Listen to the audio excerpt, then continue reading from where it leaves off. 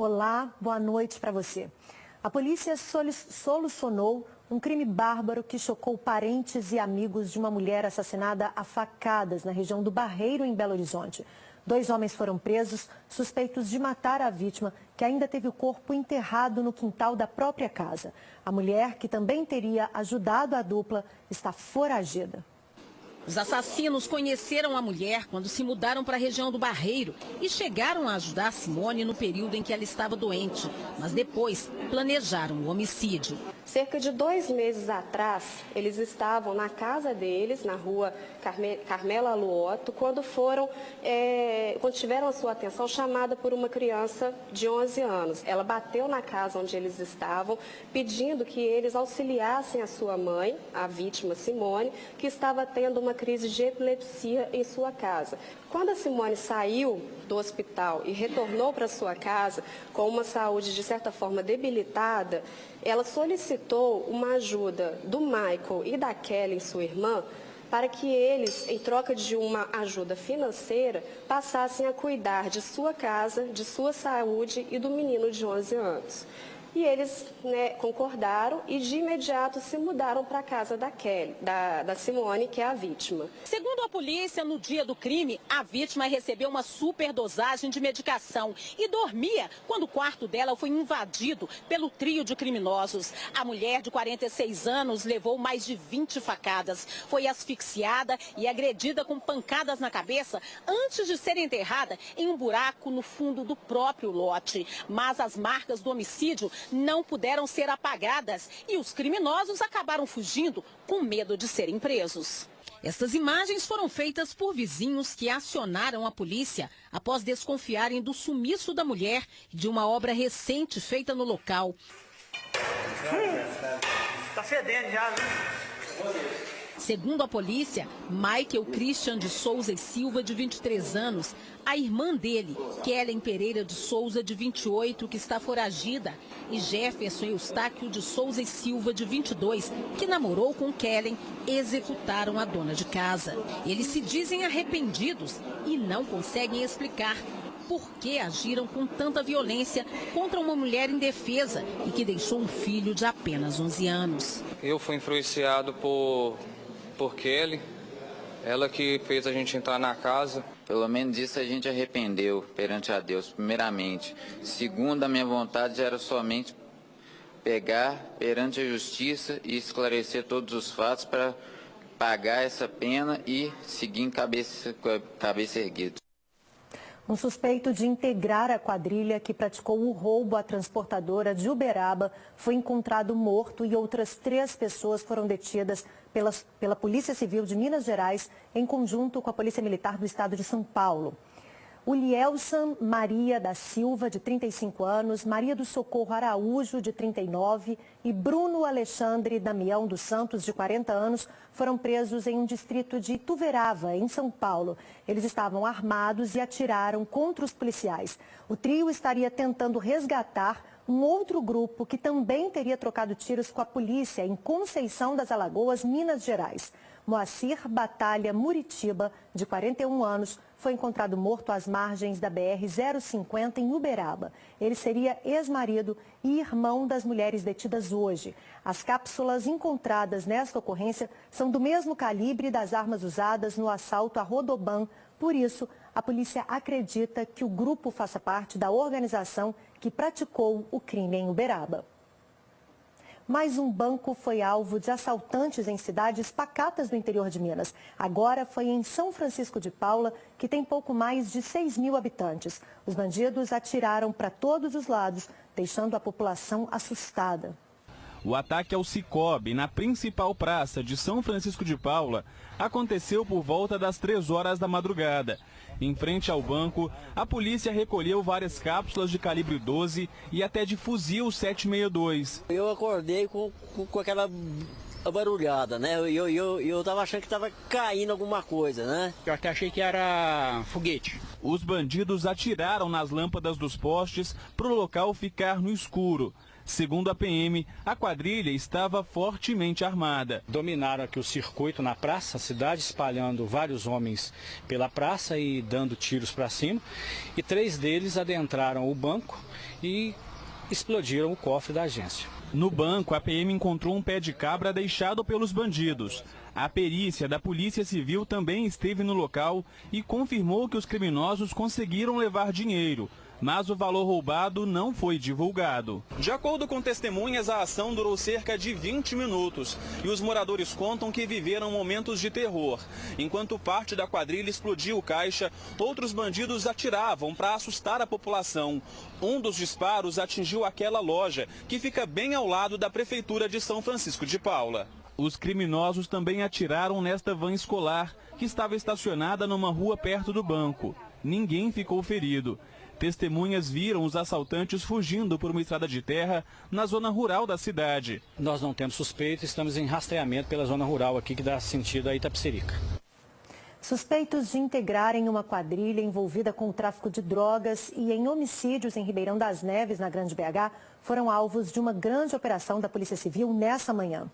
Ao todo, 14 pessoas foram presas. Segundo a polícia, o grupo faz parte de uma organização criminosa que atua nos bairros Vereda e Liberdade, em Ribeirão das Neves. Os rapazes foram presos em casas construídas em um terreno invadido, que pertence à prefeitura da cidade. Eles começaram a invadir esse lote, a dividir a propriedade do lote, e cada um começou a construir e transferiu o tráfico de drogas para dentro do lote para dificultar a ação policial. Para os investigadores, o líder da quadrilha é Jefferson Carlos Ferreira, de 28 anos. Na casa dele, os policiais encontraram R$7 mil, que seria do tráfico de drogas. Eu tenho aquele dinheiro ali que eu venho juntando, né? Me comprar uma casa para minha família, que eu tenho meu filho. Segundo a polícia, você liderava esse grupo todo aí, é verdade? Não, nós é amigo porque nós joga bola há muito tempo, desde criança, entendeu? E ninguém aqui é aliado com nada, não. Na casa de Paulo Sérgio Souza Santos, de 33 anos, a polícia encontrou essa submetralhadora. Em poder dos rapazes, a polícia também apreendeu um revólver e um radiocomunicador. Ainda segundo a polícia, além do tráfico de drogas, o grupo está envolvido em mais pelo menos 8 crimes, entre tentativas e homicídios. As vítimas seriam pessoas rivais que estariam disputando o comando do tráfico de drogas aqui em Ribeirão das Neves. Ainda tem 2 pessoas foragidas, nós já estamos em busca delas. Já sabemos onde podem estar e estamos atrás. Na semana passada, mostramos aqui no JA a situação de alguns trechos da pista do MOVE na Avenida Paraná, entre a Rua dos Tupis e a Avenida Amazonas, no centro de Belo Horizonte.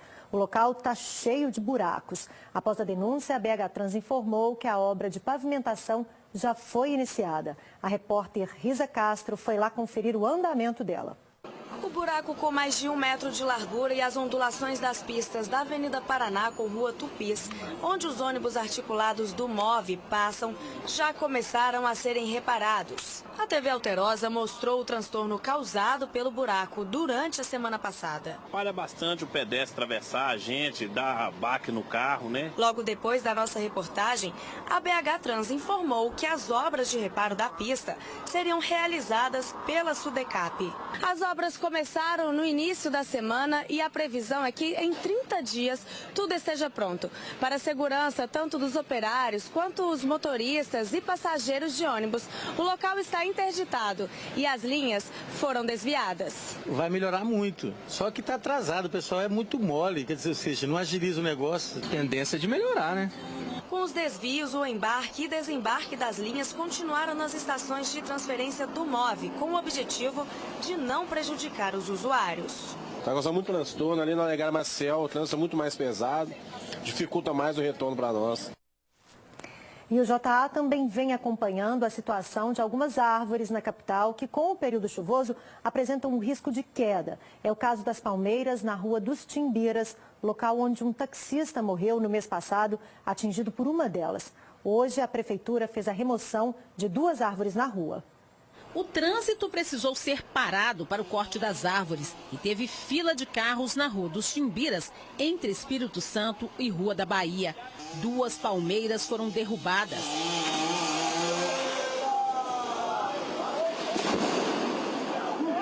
De De acordo com a ordem de serviço da prefeitura, elas apresentavam alto risco de queda, com os troncos inclinados e as copas desequilibradas, projetadas para a rua.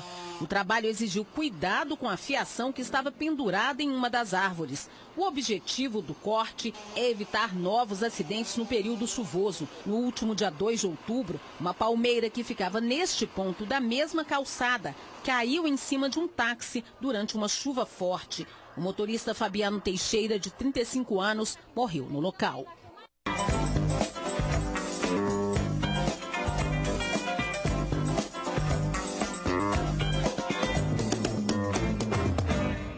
O Bate-Papo JA te convida hoje a conhecer uma pessoa excêntrica que produziu seu primeiro trabalho lá em 2014 e que de lá pra cá tem sido uma referência no cenário musical mineiro por conseguir reunir ritmos e sons e deixá-los únicos. Este é o Mamute. Bom, mas antes da gente conversar, dá uma olhadinha nesse clipe dele. Cabelos soltos, dedos tocam acordes acordados. Dados, dotes, geros, hora, dotes em partes de bata, a parte, uva, é bordado. Me diz um pouquinho como é que surgiu toda a sua influência musical que perpassa aí no cenário musical de Minas Gerais. Minhas influências, elas são basicamente assim, pop rock anos 80, 90, escutei demais, né? Então eu acho que isso é uma parte medular da música que eu estou fazendo, né? E logo depois, quando eu começo com minha banda, né? Começo a ampliar isso e conhecer toda a MPB, né? O rock mais experimental, enfim, música latina, outras coisas dos sons mais étnicos, né? Os ritmos afro-brasileiros, ameríndios, e aí isso tudo foi culminando e potencializando o que eu iniciei ali no Quase Disco, que foi meu primeiro álbum, né? Que eu lancei em 2014. Peito, amo, mente,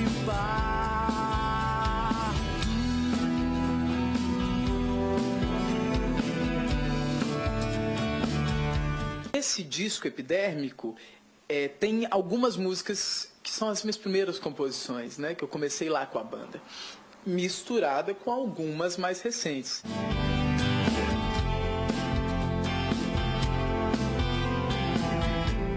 Qual é a música que eu mais gosto do epidérmico? Cara, eu nunca tinha pensado nisso. Todas, sempre tem aquela que chama mais atenção, que você fica com ela mais... Não é a epidérmica que foi a escolhida para o clipe. Eu pensei em Pro Mundo Girar. É uma música pop com refrão, mas que no final é desconstruída imediatamente, né? Isso aí tem outras referências, por exemplo, de música concreta.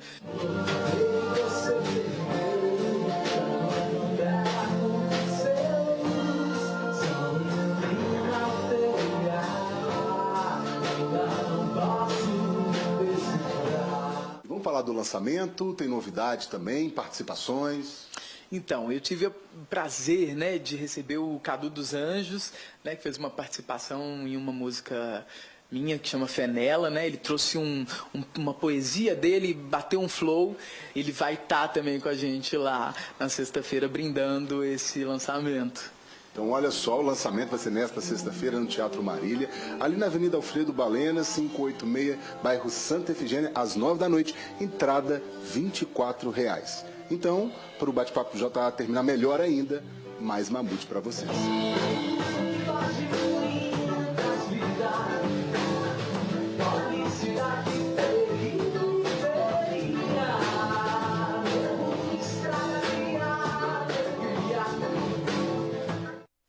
O mês de novembro marca as campanhas de conscientização sobre o câncer de próstata. Afinal, cuidar da saúde também é coisa de homem. Você sabia que a doença é a segunda maior causa de morte por câncer entre a população masculina?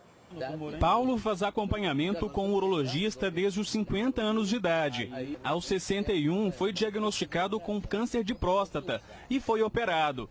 Como o tumor estava na fase inicial, não precisou de químio nem de radioterapia. Foi mais ou menos um susto, mas que na família existe.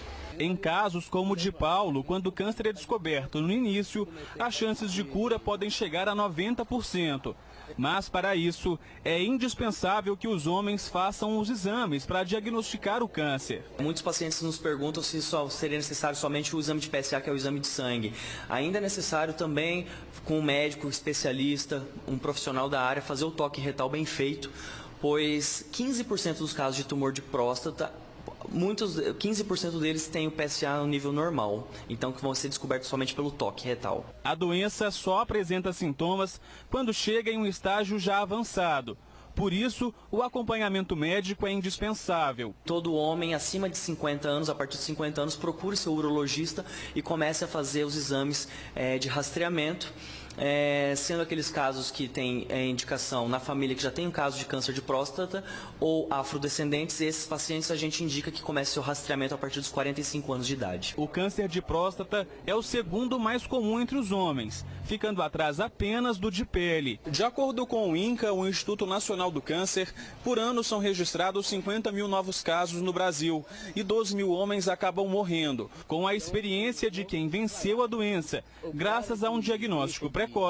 Seu Paulo dá um recado aos homens. É muito pior de deixar passar para depois, quando tiver mais velho, ser pior a doença. A Polícia Civil está investigando suspeitas de fraude no recebimento de indenizações pagas pela Samarco aos pescadores atingidos pela tragédia de Mariana. A denúncia é de que algumas pessoas estariam se beneficiando da indenização sem nunca terem pescado. O procedimento é fácil e rápido. A pessoa chega, é ouvida, apresenta os documentos que comprovam que ela exerce a atividade de pesca profissional e depois é liberada.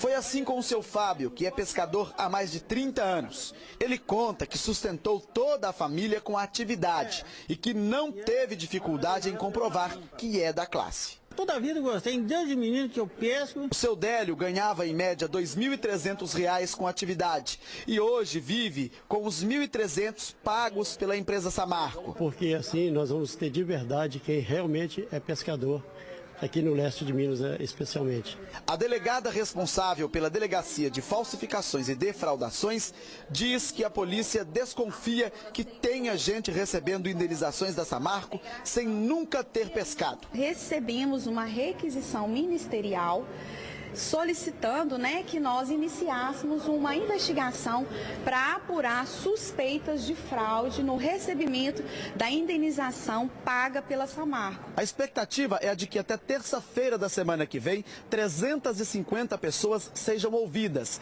Se for comprovado que alguma delas não exerce a função de pescador profissional, ela será processada por falsidade ideológica. Com a pena de 2 a 6 anos. A falsidade ideológica porque ele se diz ser pescador e não o é. Daqui a pouco, o Hospital das Clínicas na capital realiza mutirão oftalmológico destinado a crianças. Voltamos já.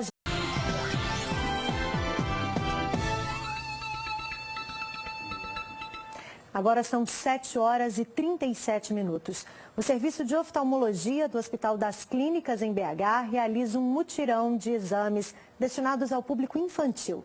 Quase 40 unidades espalhadas em todo o país participam da ação.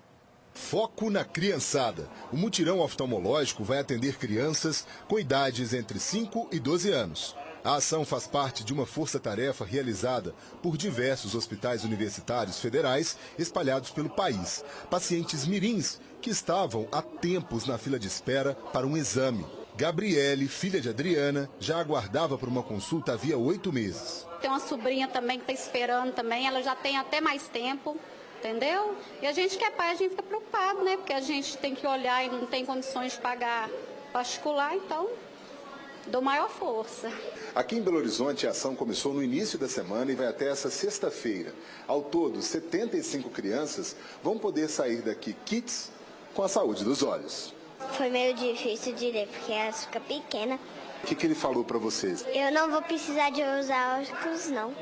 Todos os pacientes vieram encaminhados da lista de postos de saúde do SUS. Quem realiza os atendimentos são médicos residentes. É importante que todo residente tenha contato com a criança para saber se a área de atuação que deseja, ou pelo menos ter a habilidade de lidar com criança, né? A gente não pode sair oftalmologista geral que não saiba atender criança, porque eles não são mini adultos, têm suas particularidades e é muito importante saber fazer bem feito o exame da criança. A ideia é desafogar o serviço público nesta especialidade. Nem sempre o problema oftalmológico está só associado ao problema do óculos. Muitas vezes, além do óculos, a criança tem uma doença e essa doença precisa ser tratada num departamento especializado. E aqui no Hospital das Clínicas, nós temos condições de acompanhar e de dar encaminhamento a essa criança para o tratamento adequado. Para participar de futuros mutirões no Hospital das Clínicas, o paciente precisa ser cadastrado na Secretaria de Saúde.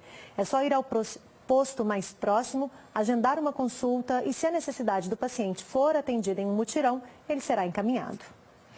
Nós voltamos já já.